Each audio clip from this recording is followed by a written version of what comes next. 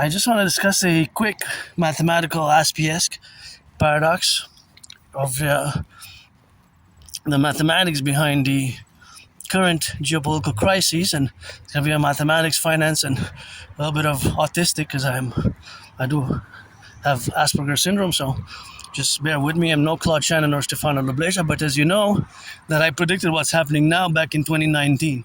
I predicted that there will be an international conflagration. You can check the videos dated in 2019, and I even created a workout training program system, and now I'm working out training for the firefighters, butchers, bakers, nurses, doctors, marching for the plumbers, the welders, train conductors, and the truckers, and this is going to be specifically the mathematics behind our food supply. And since the Iran war has begun, I developed strategies for the North American Collectif. Some of them I do not discuss over much because they're binational security sensitive. So they're so sensitive to the security of Canada and the United States, integrally in the geopolitical way that we have in case of the multiple contingency of multi-dimensional or multi-possible worst-case scenarios, such as the price of gas skyrocketing to $2.50 Canadian and even $3, or even shortages of gas hitting us as early as next month, maybe after August 19th, which is the new deadline for possible tariffs on Canada. So the reality and the paradox that we developed over many, many decades of our food supply, although we produce and we even waste lots of food, the reality of the paradox, there's a lot of food waste in Canada and the United States, the corporate level and other levels, right? But that is where we stand ourselves with. So the reality is that over the decades, and this took decades and decades to build, what we have now, we have a supply chain and logistics for our foods that are dependent massively on the trucks, and there's tens of thousands of trucks even now. So most trucks and most cars, that is, they're mostly run on gas, right? Most of our cars run on gas. 95% of cars in Canada and the United States run on gas. Less than 5% are electric or hybrid. So now at this point in time, or today, to the 29th of July, as you can see, there's trucks and trucks and trucks there. I don't know what they're carrying, and I don't know where they're coming from, or where they are headed, from where they come or from where they're going. However, I do estimate the proportions of their gas consumptions, and of course there's averages as well, because the trucks transporting the potatoes, the wheat, the cans, so many canned goods, so much chocolate, so much coffee, or of course some of what we import comes by the ports. Some of it comes by the airports. So whatever we import in Canada and the United States, it is via the ports and the airports. Comes via the ports and the airports. So because it comes via the ports and the airports, then it will come. Those are the imported goods. So whatever we produce locally, the beef, the pork, the wheat, the barley, those that come locally sourced, right? So there's what we import as food sources. So I'm going to focus specifically on food, because food is the more important aspect here, because it is, food prices are growing, so food security is important, right? Everybody got to eat and drink, so that is of a very important way. So see, that truck is going east. Those trucks with a Coca-Cola one is going west. Right, so if you look, for example, at Coca-Cola, now I'm not supporting necessarily Coca-Cola or whatever, Pepsi, but since the truck is there, that is a Coca-Cola truck. Now, because where it is produced, sometimes it travels hundreds of kilometers, hundreds of miles, even potentially thousands of miles to drop those bottles. The logistics over the highways, interconnected big cities of Canada, United States, North America, they are, of course, in a mass sense, and the mass efficient sense of that efficiency is where they correlate in that relationship for the distance per gas. So that gas is related to each truck's consumption rate, which there's about an average, but it's more than most cars, right? It could be 13.3, 13.4, 15 or more liters per 100 kilometers. Consumption rate, every car has a consumption rate, even if it's electric. Usually consumption rates are in how much it consumes in gas per 100 kilometers. So that is what I mean by consumption rate. So each of these cars, when they add distance, the cars in motion, they would consume gas. And when it's a milliliter until it's plus 50 milliliters and so on and still until it gets to 1,000 milliliters, which we can convert into a liter. So all the trucks now across the 63 Canada, United States, we're gonna do the meditation integrally. So we're gonna calculate, or rather we're gonna estimate integrally, right? And I'm gonna discuss some potential geopolitical defensive strategies. I'm not gonna be overly detailed because some are binational security sensitive. But now, every day there's trucks carrying goods, right? So, because they have to travel a big distance, that's why most prices have increased, because it's correlated with the gas. It's correlated with the gas prices, which have increased over the past 7 years. Gas prices have doubled, right? Have doubled. Some of the chocolate bar, for example, which I buy, doubled. It used to be $1 3.5 years ago. Now it's $2. It doubled. It increased incrementally. First, it went from $1 to $1.19 to $1.39, and now finally it's $2, $1.99, basically. So,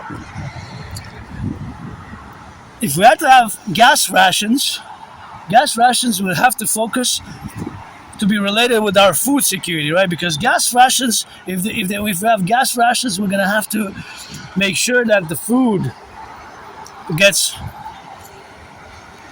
its proper place, its proper distribution centers. So if we have to have emergency food distribution centers, in a worst case scenario, we might have to have food rations, right? And this is worst case scenarios here, or possibility of scenarios due to the Iran war expanding.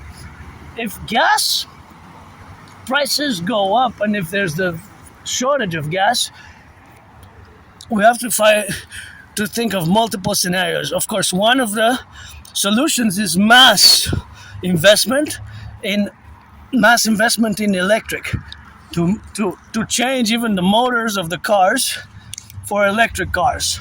Right? We could, in theory, have an imperial project where we mass invest that our cars, I don't know about the feasibility of the trucks, and in this case, I guess I could sit down with Elon Musk in this case, right? So in this case, I could, of course, sit down with Elon Musk and find solutions and apply these solutions. Because in theory, we could have, here by the way in Quebec, we have the 63 generating power stations, which do not pollute. All our electricity is clean, zero pollution, energy efficient.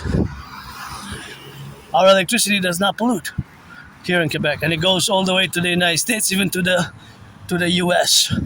So we need to build more dams like that, and this will be a project which could, in theory, happen, right? To have mass solar, but then the batteries of the engines, they have to be able to transport by a few hundred kilometers, few hundred miles at least. Right, because then we would have stations where we would fill these batteries. So it would also have to be at a building mass battery centers, right? See, for example, those hamburgers there. It says that it's $4, which is good.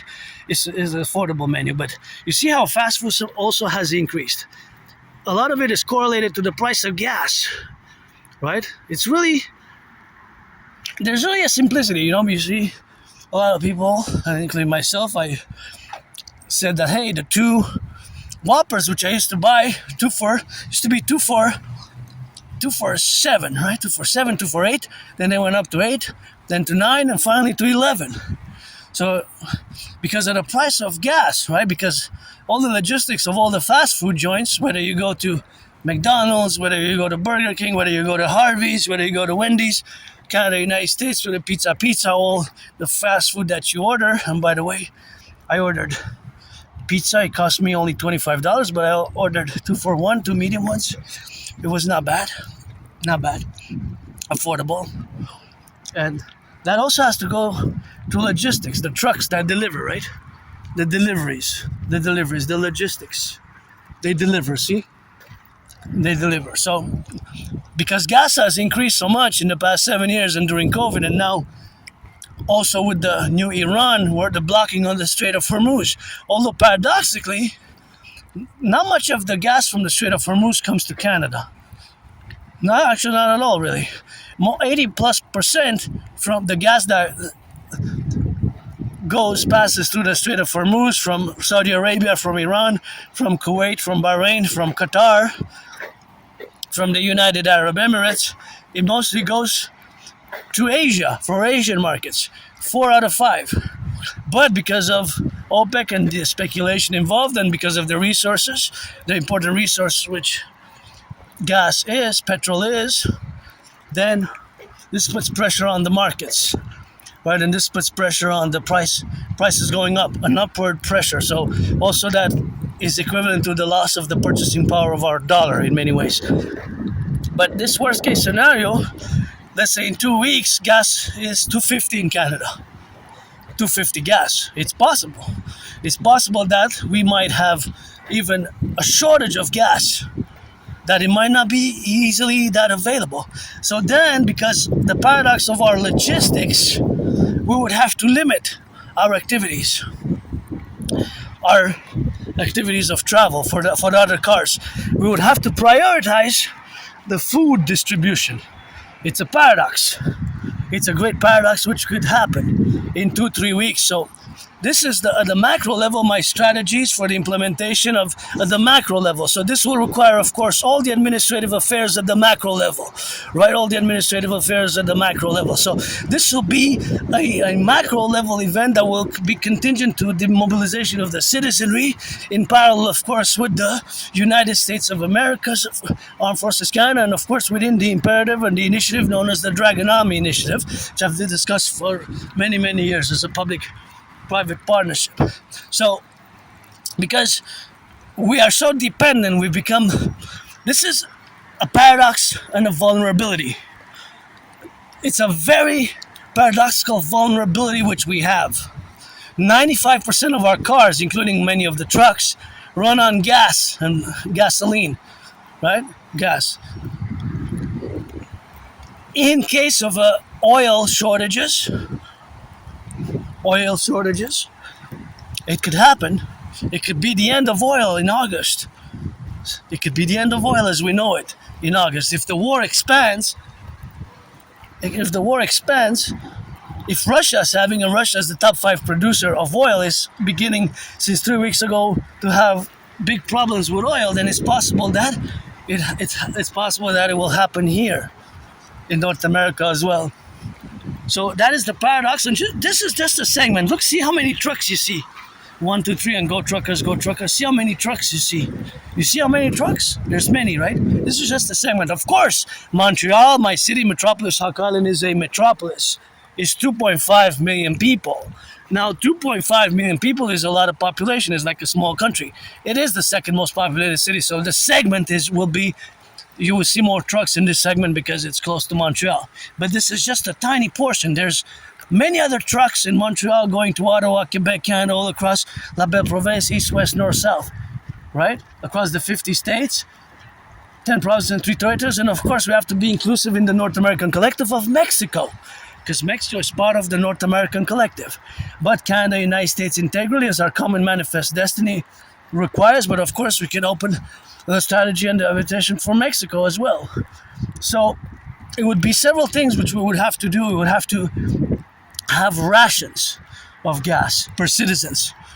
Citizens will be allocated an amount of gas cards, or by a system there would be you exceeded, you can't exceed, you have allocated 50 liters per month for your car, or 100 liters, depending on how critical you are to the supply chain of the food, specifically the food, right? Because everybody got to eat the food, right? Because we have to transport it. It has to be transported. And yes, we can have a protocol and a project of mass development and mass transition towards solar and energy. It's solar, it's fire and water, because from the sun is more fire, right? UV rays. And the water here in Quebec, we can build more dams, absolutely. But those have to be mass emergency projects. right? And the batteries, which can be, for example, with, I think it's Phoenix Contact. It's from Germany, Phoenix Contact. So, and others local as ones, but it could be partnerships with NATO member countries, primarily with NATO member countries, because there's a security sensitive issue as well. There's a security sensitive issuance. So it can be NATO centric as well, but North America is a collective, right? Because now there's trucks that are going with tons and tons of beef, tons and tons of bread, tons and tons of cheese, tons and tons of cans, and for the fast food. There's XYZ. I want is a mathematical statistics. How many millions of people ordered fast food today? Maybe 2 hamburgers or a trio with fries. The fries from the potatoes also. It can be transported sometimes hundreds of miles and kilometers for the trucks, the logistics between different parts, and in the fast food, on the fast food chain, right? The fast food restaurants, of which there are many in both Canada and the United States. The supermarkets, right? The cans of beans, sauces, everything that you use. The bread, all the food that you eat on a daily basis, that I eat, that you eat, that we eat. It's the chips, even a bag of chips. A bag of chips that you can have, it might say that it's made in Canada, but it might come from 1,000 kilometers away by truck until it's reached Montreal. Although it says made in Canada, because we have large, big distances in Canada, right? As in the United States as well. So this is a vulnerability paradox, what I call the food, logistics and transportation North American collective vulnerability paradox, on which I have meditated over the past weeks and months since the Iranian war started skyrocketing gas, and since I saw $2 gas again. So my development of these potential strategies and actions have, of course, a public-private partnership balance to them, and they're basically also public-private partnership at all levels of government, right? So it is strategies that must be and initiatives that must be concorded. In this specific case, it's possible that mid-August, in 2 weeks, it's possible that we see gas at $2.50 in Canada, in Montreal, $2.50. If today, tomorrow, the war escalates in Iran, and it seems that there's a spillover and that there's a growing conflict, and there's the Strait of Hormuz, and also the Barbel Strait there, the other strait. The other strait is, of course, also being blocked by the Houthis. So this can be a big problem, and it can happen, right? It can happen. So because the distances, so the primary mathematical calculations based on the fact that most trucks consume gas, and that our food, transportation, logistic require gas, that this is a big problem. So a big potential problem. So we're gonna have a review of it. So it's something that sometimes requires just a little bit of meditation, because I don't have all the specific information, right? I don't know exactly what is the average distance for a truck or fast food truck, right? But again, a fast food truck with buns, just to have that bun, that in your fast food, the bun and all the ingredients actually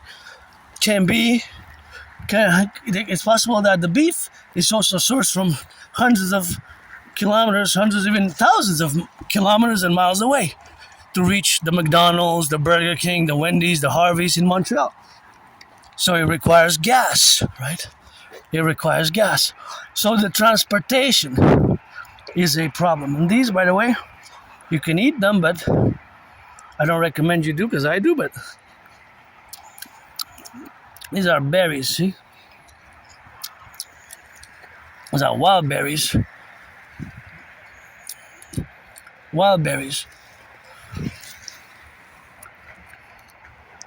These are wild berries. Wild berries.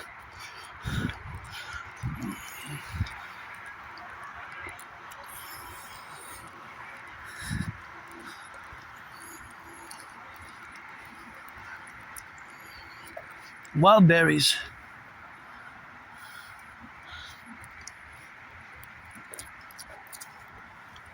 Wild berries. Wild berries.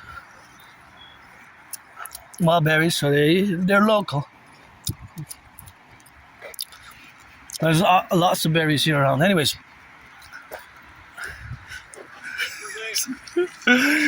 so that's the relationship, of course, of the aspect of the aspect of the food that exists here. So the food that exists here is related to the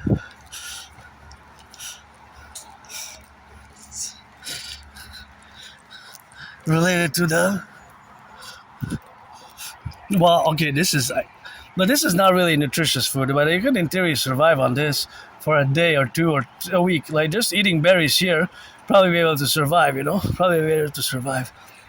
It's not bad.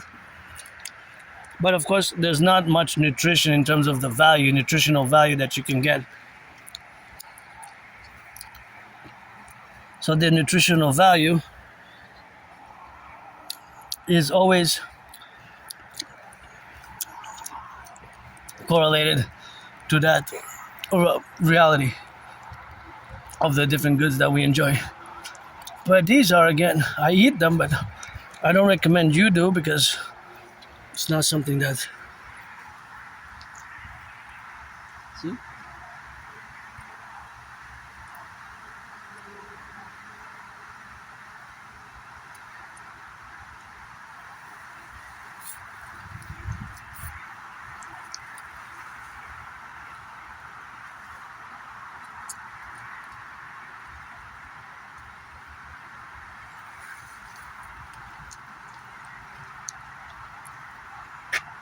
Well, I guess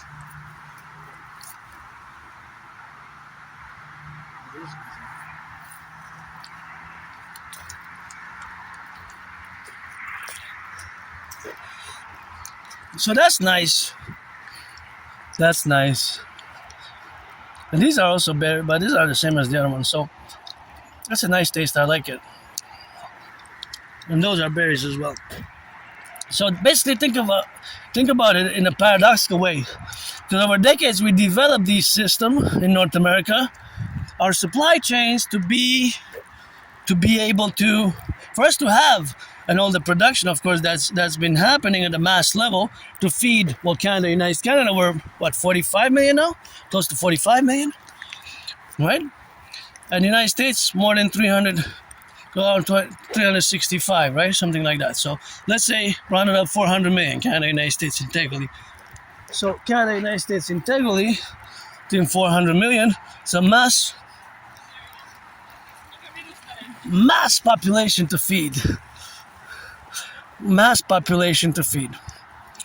So the problem here can be in this paradox of gas shortages. And the fact that we might have to ration because of the paradox of the food, where we source our food, where we source it, right? Where we source the food from. Corporations, basically. I mean, there's farmers, small farmers, medium farmers, large farmers that are still family owned, and co-ops, cooperatives, that's good. But they're part of, and in some ways, they're still part of the logistics in many ways. Yes, there's independent farmers, and salute them, rock and roll, but just because of this paradox, now we have to implement some of the strategies and the initiatives in case it happens. It might be. We might have gas shortages. We might have to ration gas. 95% of cars, including trucks, run on gas. Less than 5 are electric. Less than 5. So that is where a big problem lies internally. So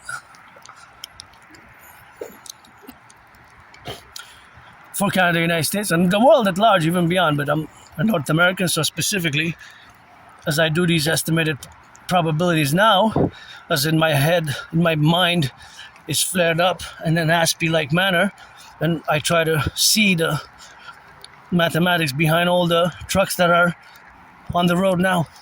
The ones that are being unloaded, loaded, the ones that are headed towards their destination, or maybe they have 500 miles to go until they drop out of their goods, which could be cans or other food, and the fact that the cost of gas has increased so much that of course they have to pay more, so thus the cost is borne by the citizen consumer.